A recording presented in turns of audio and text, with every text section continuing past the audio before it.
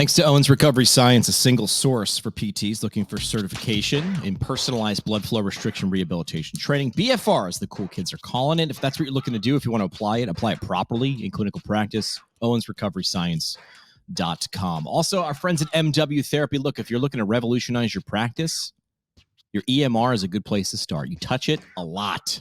People in your organization touch it a lot. MW Therapy's all-in-one outpatient PT EMR, seamless integration of patient portals, marketing automations, and billing at an unbeatable value. Switching over is a breeze. Check them at mwtherapy.com. Great episode today. We're blending the zest of PT with the fizz of fresh perspectives. We usually do this at the end of the year, right? You look back, you look forward. Today, we're uncapping the proverbial bottle of knowledge with none other than Drew Contreras. I gave him a new title at APTA, the knower of things. Drew just seems to know stuff. We want you to be able to feel like you're on the cutting edge. You're going to get insights from Drew, who's got his finger on the pulse of all things innovation at APTA. I was prompted to give Drew a call up because he's featured a couple different times in the new edition of APTA magazine. A lot of things looking forward. There's a lot of things you might not be talking about right now that you're going to be talking about a lot every day in December of 2024. A year from now, the stuff you're not talking about, you're going to be talking about a lot in just a year's time. That's my prediction.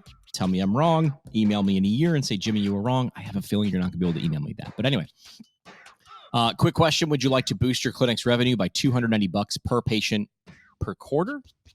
Of course you would. Physiotech's remote therapeutic monitoring can do that. Enhance patient outcomes, ease provider workload, and turbocharge your earnings. And help more people and do it better. Kickstart your RTM, that's remote therapeutic monitoring, at physiotech.ca. That's physiotech.ca. Also, hey, where are you going to be in 2024? You can do this thing called Travel PT. Where are you going to go? Embark on an extraordinary patient care adventure with jacksonstherapy.com. Perfect for physical therapists eager to make their mark. Discover where your skills can take you at jacksontherapy.com. Drew Contreras on the show. I'm excited for you to hear his insights. Grab a drink, grab a notebook, and check this out. Really cool button. 3, 2, 1, go. All right, welcome back to the show. Our latest episode, we're mixing things up just a little bit with Drew Contreras. I've given you a new title, Drew. Oh, nice. Your new title is Knower of Things. See, that's solid. I mean, your official title is Vice President of Clinical Integration and Innovation for APTA, which, first of all, has the word innovation in the title, which is pretty cool. But I feel like Knower of Things. Get some business cards with that. That would be good. Yeah, I mean, right? I mean, that's kind of the gig, yeah. Right? Today, we're going to pick Drew's brain. He's going to help us shed some light on the future of physical therapy. And yes, it's going to include AI. Like, it has to include AI. If it doesn't, in some ways, like, we're not paying attention to it.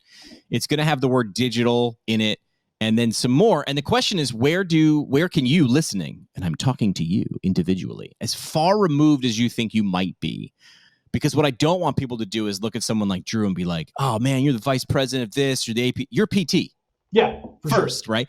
And like, oh, Drew works in this big building. It's APTA headquarters, and that's so far removed from wherever I am. And it's like, I know, but the things we're going to talk about today are here, or you'll be hearing a ton more. And it's not like the far future where you're like, well, eventually I'll get around to this. It's like, this is the stuff you need to be paying attention to like yesterday. Yeah, and if you're not paying attention to it, right? It's the old saying of it's a light at the end of the tunnel, but it's probably a train. I use that a lot. I use that a lot with PT students, and it gets a giggle out of them. But I want to be like, listen, I'm not trying to scare you. I'm trying to be like, hey, like, you're not done. No, you're getting started, right? So like, let's pay attention. All right. So I'm going to tee you up. I'll set you up. You knock them down. It's like batting practice. So first thing I want to talk about, it has the word digital in it.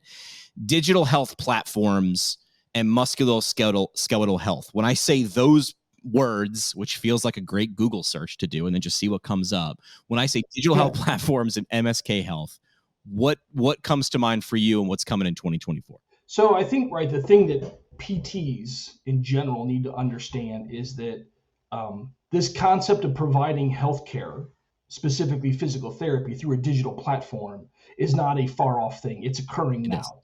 It's everywhere, right? And it's a massive investment from venture capitalists and private equity. People are paying a lot of money to own products and services in this space.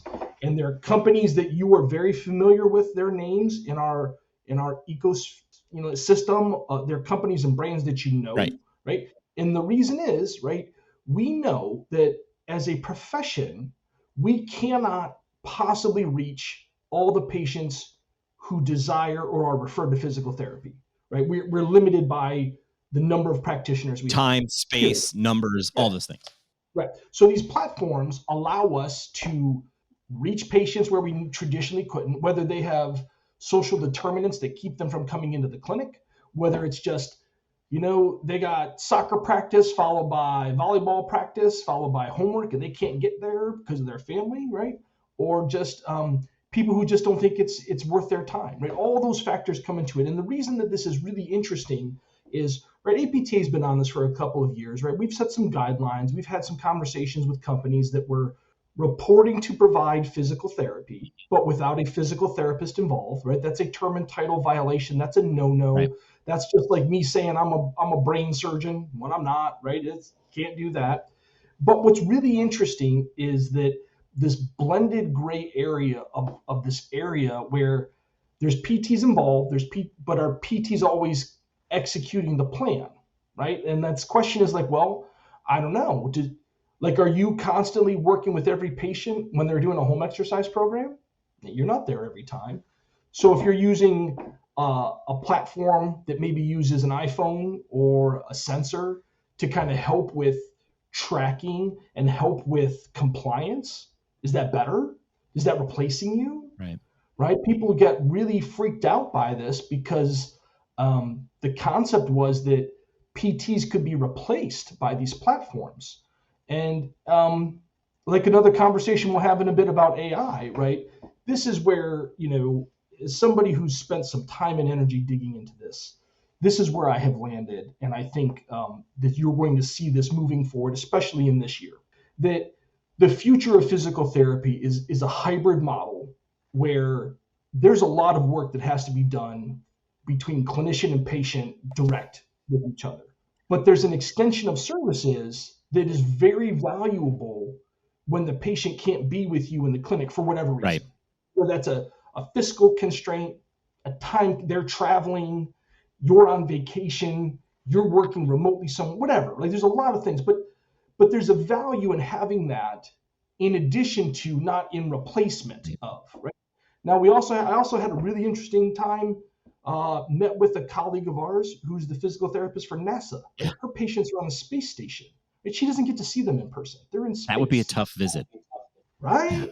But she's able to keep an astronaut from coming home, managing his musculoskeletal problems, right? Which is like, I don't know, a $15 million trip back home. Wild, right? Yeah. So there are tenets of this that we've got to explore further.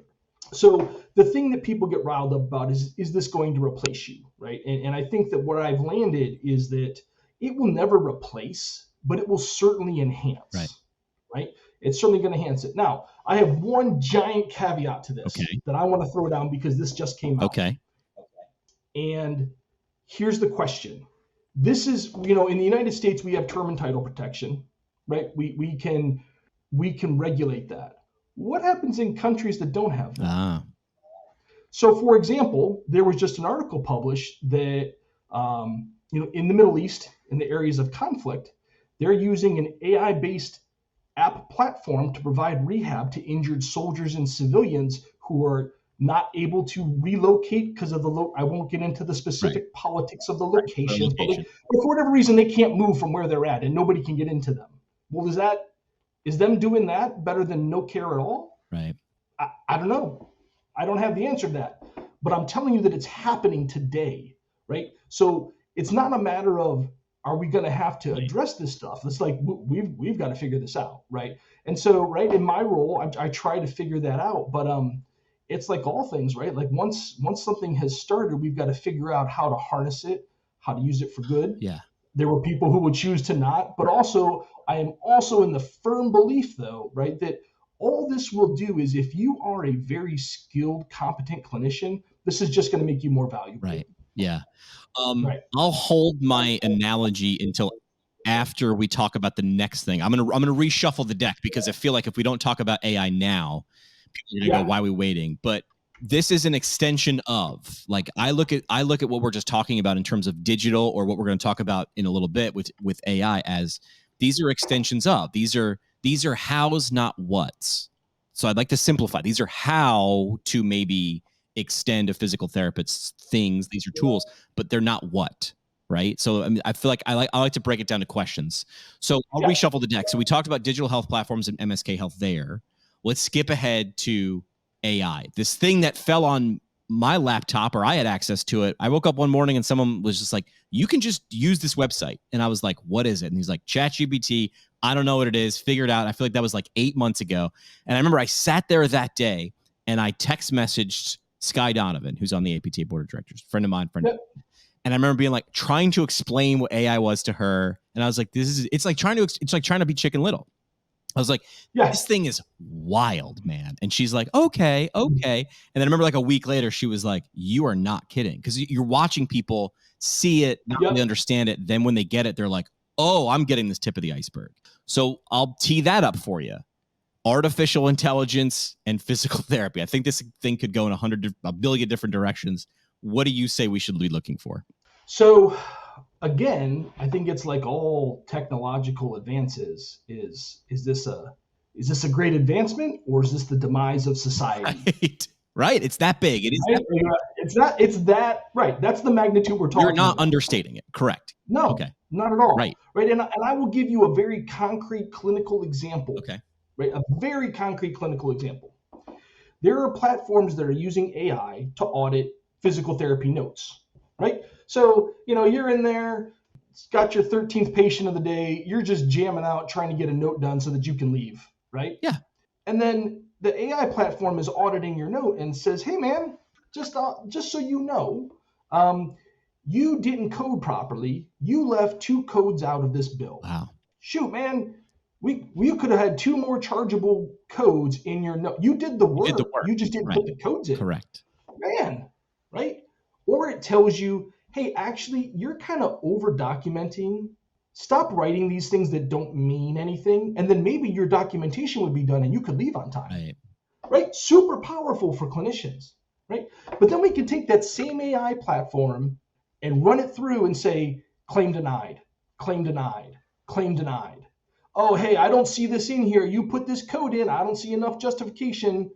Claim denied. Whoa, hold on. Right. The same platform. That's where it's going from the insurance company end of it. It if it's not there already. Exactly. Right. And as a case fact, right, a couple of months ago, right, the White House, which is super, kind of in tune with things in the world, realized that like, we got to start putting some guardrails around AI. And just now we just had I think it was like over 24 healthcare companies sign a pledge to make sure that they were using AI appropriately, right? And these are big names like Duke Health, CVS, right, Oscar Health, right? Big names, because they recognize that like if they don't put the guardrails on themselves, it's going to be placed on it for them by the government, right? Like that's going to happen. Hire your own babysitter. Exactly, right? But again, the point is just like we don't actually understand everything that this is going to trickle into. We have no idea. No way. But I promise you, right? Like it's good. Like, the people that are like, if you're in PT school right now, right? 3 years from now, what you come out and you're practicing is not going to look like what it's been for the last 2 decades. It won't. Just not at all. And that's the reality of it, right? So that also means, how are we going to address that in initial education, in advanced clinical education, and fellowships and residencies? How are we just going to address it just regular old staff PTs at a clinic? I don't know. I think this is a great nod to, number one, you can't prepare someone for that. But I think the issue was, it used to be, well, you understand that the world changes in this speed. And I think the velocity and the feedback loop is now just so so small and so fast. I think this gives a nod to know the basics really, really well.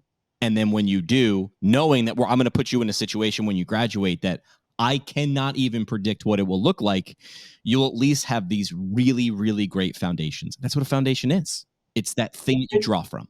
Right, and that's an amazing way of kind of putting this in context, right?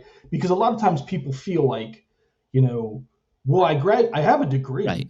I passed an exam, I must know, like hopefully, right? You have mastered the entry level basics, Right. and that's where you should be, right? And I think what it will do is it will actually force a lot of us to revisit our basics, Correct. to revisit our foundational principles, because everything else is just going to change so fast that if you haven't, you're going to have to. I'm going to give a nod. Drew didn't ask me to do this, but I get a magazine once a month because I have a membership at APTA. And on the cover, we'll get into this too, the economic value of PT in the United States. That's the cover article. But you're in this centerfold article with some other names that I know. CJ Morrow, Ryan Eder, he's coming on the show soon, Ryan Smith. And I was just sitting here taking notes, and I was like, oh, you could use it here and here and here. So it's not AI isn't there's a great TV show. If you're into innovation in computers, it was called Halt and Catch Fire. I think it was on AMC a while ago. Worth going back to watch. It was sort of a parody. There was one character who was essentially like Steve Jobs, and it was about this fictitious computer company that became a thing. And the guy who played Joe, the Steve Jobs, had a great line. And he said, computers aren't the thing. Computers are the thing that helps you get to the thing, whether that's gardening, grandparenting, booking a flight, meeting a loved one, finding a job. The computers aren't the thing. They're not the end point. They're the vessel. And I think AI, when I started and I'm going to say I wrapped my head around AI. I have not yet wrapped my head around it. I'm beginning to sort of maybe. But that's what I sort of came to is that line from Halt and Catch Fire, which is AI isn't the thing. It's the thing that helps you get to the thing. So I was just taking notes from this article. That was what's the impact of AI on physical therapy, right? And some of them you just highlighted. Reviewing notes and saying you left that code out. Reviewing notes and saying you're documenting 30% more. Why are you doing this? So we could legislatively, and I know APTA is doing this, change administrative burden from that side. But from the other, you could burn the candle at both ends going, you're actually over documenting. These rules that you want us to change, you're actually not, you're following them too much. Stop doing. You're your own worst enemy. Prediction of care and outcomes, taking a look at your own data. This I started to think, oh my God, yeah, that's not probable. That's here. You can do that. Yep. Right. And the other thing is though, like, so getting back to your point of knowing the basics and doing that really well is, right, the other thing that you can do is you can actually quantify your interventions. How good do your patients do, right?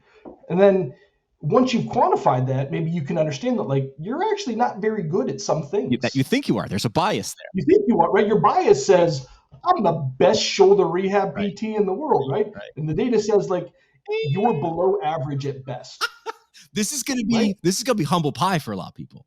Absolutely, right? But then the question is, well, what do you do with that? Right. Does that then drive you to be a better clinician, to get better outcomes, to provide better care? Right. Then it's pushing the right button, right? But if it causes you to shut down and just say, nope, this isn't true because I don't believe it is, well, then you reinforce your own bias, and there we go. You talked about quantifying. Mm-hmm. I mean, this is not an if, this is not a when. Nope.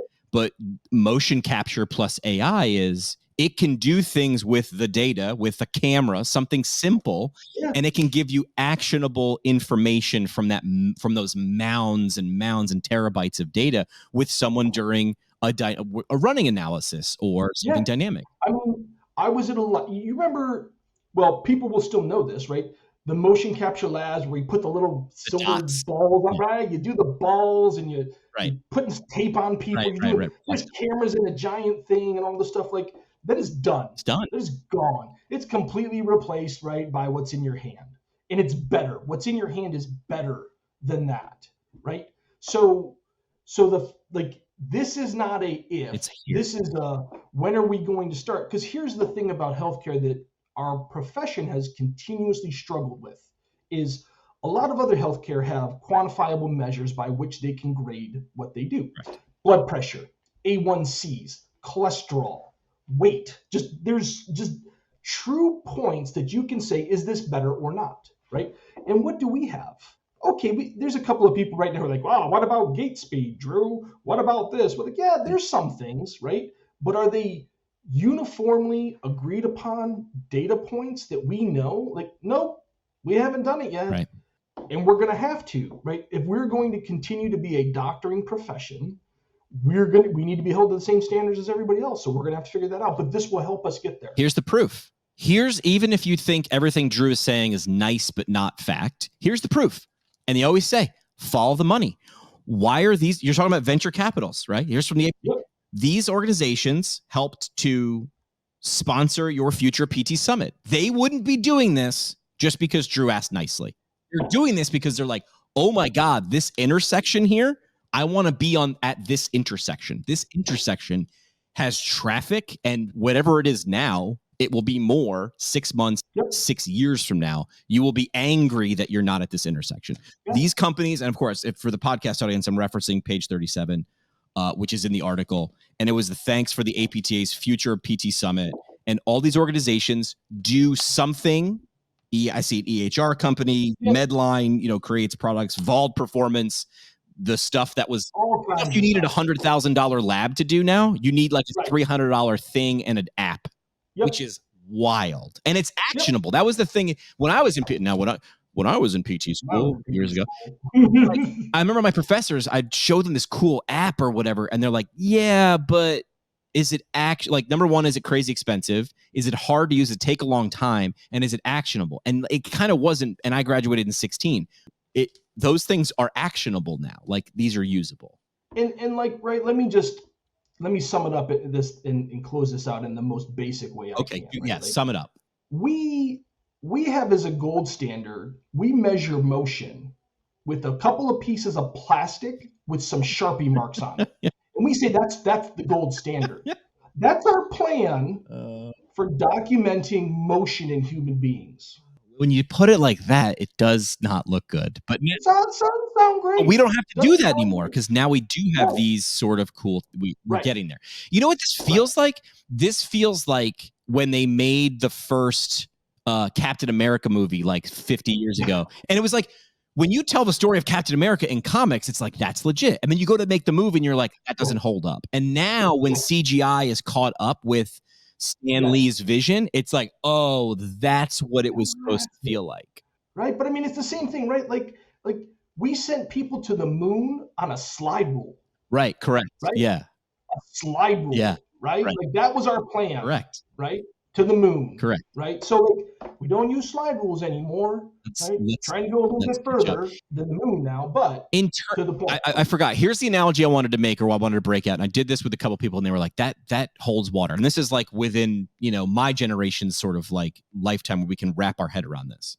There was an app called Napster, and it came out and let anybody share information or MP3s. Music is what we were using it for, because I was in college. And there were two bands that sort of picked sides. And one was famously Metallica. And they were like, this is the devil. This will ruin the music industry. And the other was Foo Fighters and Dave Grohl specifically. And so here's the thing. For those of you who don't know Napster, and I can't believe I have to actually explain Napster to people, great. But Napster was a file sharing service. And if you had a CD, you could take a song from it, put it up on there, and then anybody just freely get it. And that's not necessarily fair. And we're not doing that as much anymore. Now it's like, listen, I'll just pay $20 a month and get Spotify, blah, blah, blah. Metallica tried to legislate and rage against technology. And when you do that, that's like getting angry at high tide and taking a broom out. It's, I know you will waste a lot of energy, but not a whole lot's going to happen there. And Dave Grohl was not a technology guy, but he's the frontman of Foo Fighters. And he looked at it as, listen, this is going to happen whether I rage against it or not. So he said, listen, I'll give my music away for free. I'll make my money on what I actually sell, which is experience. And then if you want to buy the t-shirt, yada, yada. And we've actually found a middle ground, which is the Apple Music and the Spotify, which is like, I get it. I want an easy, I want these artists to get paid. I want them to go make more music, right? So I think we're in the phase of a lot of people are looking at it like Metallica, where they're like, I'm a PT. This is not going to replace me. I'm the valuable part, and I'm going to rage as hard as I can. And I'm telling you, in the end, whatever this will start to level, water finds its level, regression to the mean. AI we'll start to figure out where we fit in this, and we'll be more like Dave Grohl and less like Metallica. I think there's my music analogy to it. Totally agree. Let's see. PTs in human performance and population health. You think this is something in 2024 we need to be eyeballing? So, right, like so if we want to continue to be providers of choice, right, in all things, right, things having to do with human beings, there's two areas that are just really about to catch fire on us, and for a lot of reasons, right? Number one is human performance, right? So a lot of pro teams, and including the United States Department of Defense, have moved to models where the physical therapist is kind of the quarterback of the human performance team. And this is why. So you get PTs that are not just overseeing the rehab, but overseeing the strength and conditioning, overseeing the nutritional component, overseeing the psychocognitive components of it, right? And a lot of that has to do with the fact that of all the other disciplines that have to do with human performance, PTs tend to be the best blend of traditional medicine and other service providers, right? So, point being, you, by your background, you could have a foot in both worlds, right, and it makes sense. Right. And so, what people have really come to realize is that in the stratosphere of trying to get humans to do things better, move better, be stronger, be faster, all those sorts of things, it is no longer a unidimensional thing, right? It's multifactorial. It has to, you can't just lift weights and get stronger, right? You'll get stronger, but there's a plateau. If you really want to get stronger, you have to weave in nutrition. You have to weave in your ability to, everybody's going to get hurt. So what do you do when you get hurt? You have to weave in the components of psychomotor control, right? You have to weave in stress management. You've got to, weave in maintenance of sleep and all these sorts of things. So like the point is that society has started to figure out that like this isn't just human performance. This is like human existence, right? So not only is this something that, Major League Baseball players want, this is stuff that corporate executives want. This is now stuff, though, that soccer moms want. This is stuff that pickleball players want, right? And because there's so much information available and it's so readily available, people just start going down the rabbit holes, right? They're just going through the scrolling rabbit hole like, oh, I never thought about that. Maybe if I improve this, it'll help me with this. Oh, maybe I'll have more energy to be able to work it and then go play a pickup game of basketball, right? Like, and what you're going to find is that people are going to need somebody to help them navigate that because it's not super intuitive. People think it is, and then you start going down a rabbit hole and you realize it's just too complicated for you to manage on your own. Right. So I do believe that you're seeing a lot of PTs that have already made their way in the professional market, and I think that you're going to see it kind of start to flow down in kind of the broader societal market. I mean, we've seen this before, right? Like this is weather prediction, right? If the wind blows from west to east and you're in New York, you look at the weather in Ohio and you go, hey, tomorrow I think it's going to look like this. We've seen this before. Like technology and innovation starts a lot in the Department of Defense because they have budget and need. That's necessity, the mother of invention. So I have the ability and the need, right? Like this is like looking at BFR. Johnny Owens talks about all the time. He's like, why did it start in the Department of Defense? We have a need and we had resources. So we sat around and we said, how do we solve this? And they did. But then it trickles down to sports because again, money and need. And then where does it go next? Well, the rest of us, because they're learning, they're spending a lot of money at the Department of Defense, right? And then we're learning more, so we get more efficient and that gets cheaper. Athletes, efficient, cheaper. Grandma's using BFR now. And Johnny's talking about how pediatric BFR, but it would never start there. It would never go there up. It would go there down. So look like a genius. Where does it, what are they doing? And then predict 5, 10, 15 years from now, actually with the speed of how innovation goes, it's less than, it's coming this way.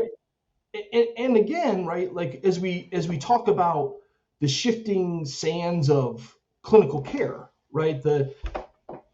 Look, I know that we will constantly be in a battle for reimbursement. Correct. Right. But, as somebody who has worked with the government, if you were waiting for the government to solve your problems, you probably should come up with another solution. Right.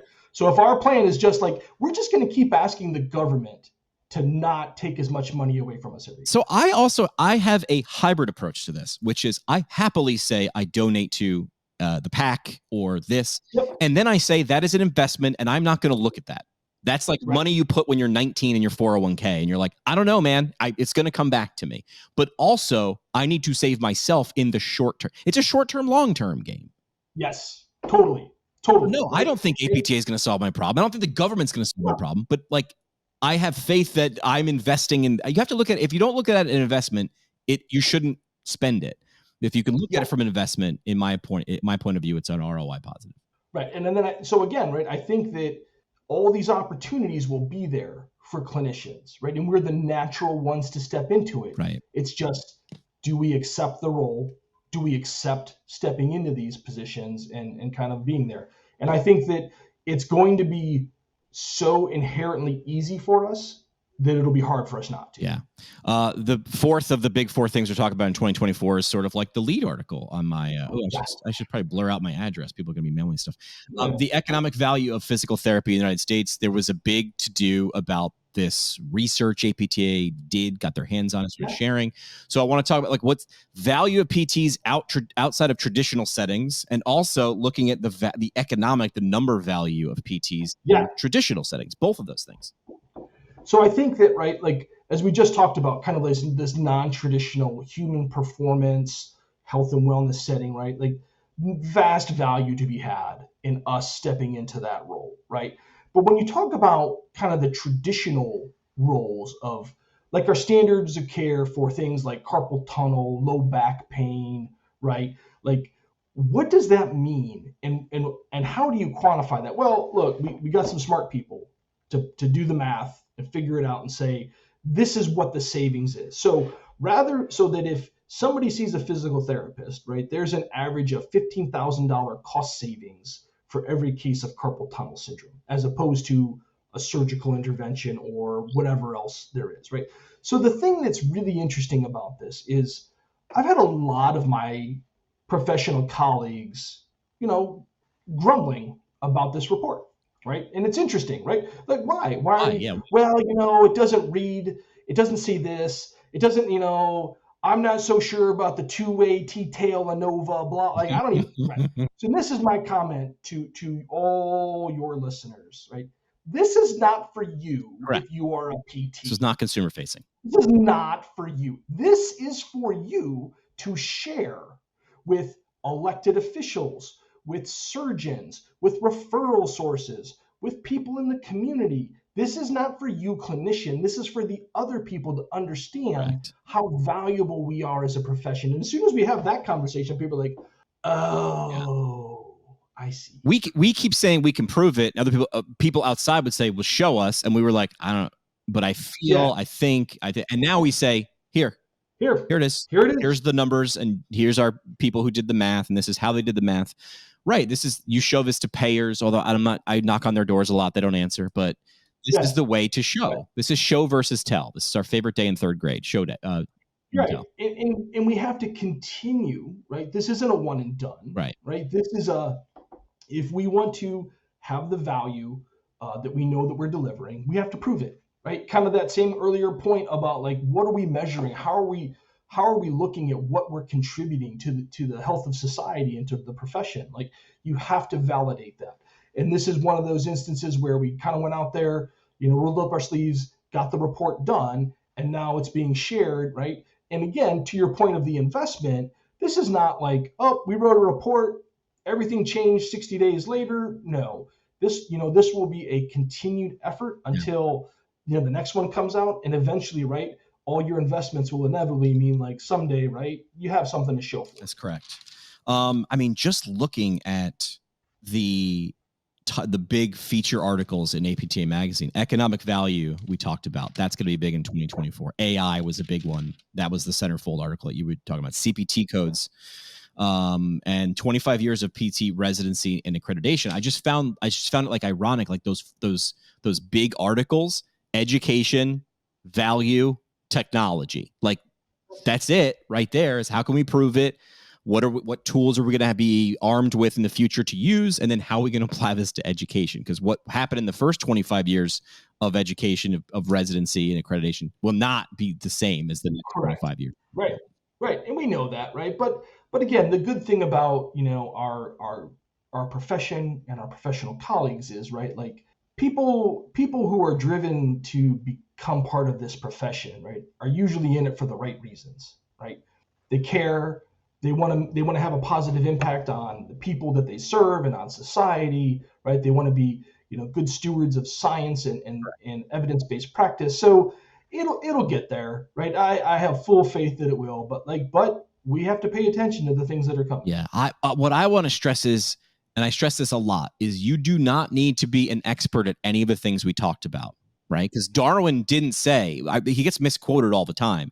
It's not the strongest of the species. So you don't need to be the world's AI expert.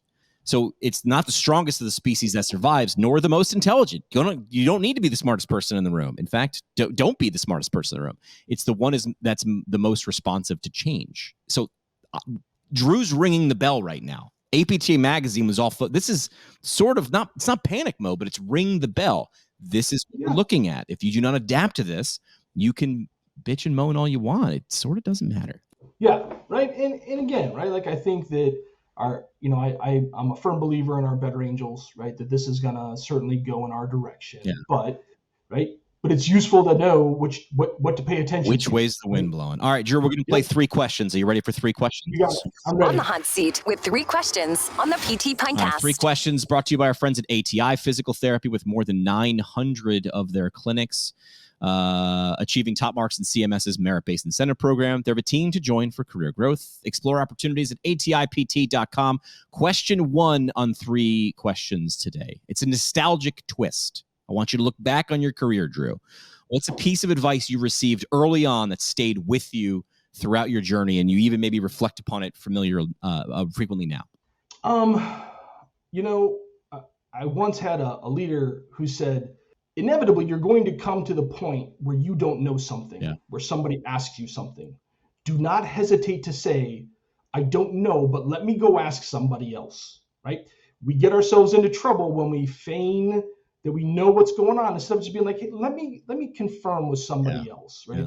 Just great advice. Yeah. Great advice. We say that's talking out of a different orifice. Typically, there's a don't talk out of that one. Just don't do it. Yeah. Second question: if you weren't, I'm interested in this one with you. If you weren't in physical therapy, what maybe completely different career path would you have pursued? What direction would you have gone in, if not for PT? I'd have been a fireman. Yeah. What about that 100%. Got you excited? What about? 100%. Yeah. I just would have been. I knew it. Like there was a moment where like I had to make a decision. Ugh. And I chose PT, but man, right? You think about, well, what would that have been like? Who knows, right? Right.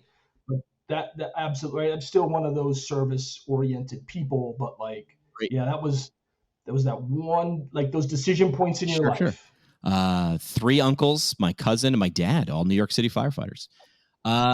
Third question: time travel. If you could time travel to any era in history and introduce a modern physical therapy technique or innovation, where would you go and what would you introduce? What would you bring to the masses that could affect history with what you know? Man, it's a good one, right? Ironically, AI helped me come up with that question. Wow. I think you know what I think I would do? I would go back to the post-World War I Reconstruction era, right? And I would take the knowledge we have of amputees and amputee care now and throw that down, and it would change everything for the lives of so many people and the professional world, right? Yeah. If we knew 100 years ago what we know now, big one. Game changer. All right, last thing we do on the show is the parting shot. This is the parting shot. Brought to you by APTA Orthopedics, industry-leading current concepts of orthopedic PT, now in their 5th edition. It's that roadmap wherever you are in your career. If you're an orthopedic PT and you're like, maybe I'll take that OCS exam, maybe I'll do residency, whatever. this is the thing you should try. Orthopt.org is where you can get current concepts. All right, Drew, you've done this before. What's your mic drop moment? What's your soapbox statement for today? I think that we shouldn't be afraid of change and innovation, right? But people who are ignorant to it will be replaced by people who have embraced it. Yeah. That's just, like, it's never going to replace you, right? But you've got to be good at the basics, and you've got to be, like you said, in the middle of the herd somewhere, okay, accepting change, Right. and then good things are ahead, Yeah. right? But if we fail to understand that the winds of change are not coming, they are here. Yeah. Then we've got some uphill battles that we're not ready for. What did Wooden say? Failure to plan is planning to fail. It's like that goes with change, and that's got to be part of the game plan. Absolutely. All right, Drew Contreras again. Throw Justin Moore an idea of maybe knower of things as your next title. Knower of things. Knower of things. Noted. Put that on the business card. Appreciate you giving us a final look into the future as we progress into 2024. Which is 2024 is a weird number. It feels like it's a made up year, but we're going into it in just a couple of days. Here it is. It's coming. All right, Drew. Thanks so much.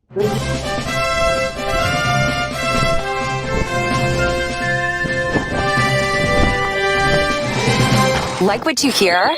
Tell a friend or leave a review on iTunes or Google Play. The show today is brought to you by the Brooks Institute of Higher Learning, an innovator in providing advanced post-professional education. The Brooks IHL offers 7 on-site PT residencies, including orthopedics, women's health, geriatrics, pediatrics, sports, and neurology, as well as a neurologic OT fellowship, a competitive OMPT fellowship, and a speech therapy clinical fellowship. Therapists that complete a residency or fellowship through the Brooks IHL will markedly advance their knowledge and skills in a specialty area of practice. Learn more about how a residency or fellowship can help you advance your professional development at brooksihl.org. Our home on the internet. PTPintcast.com. Created by Build PT.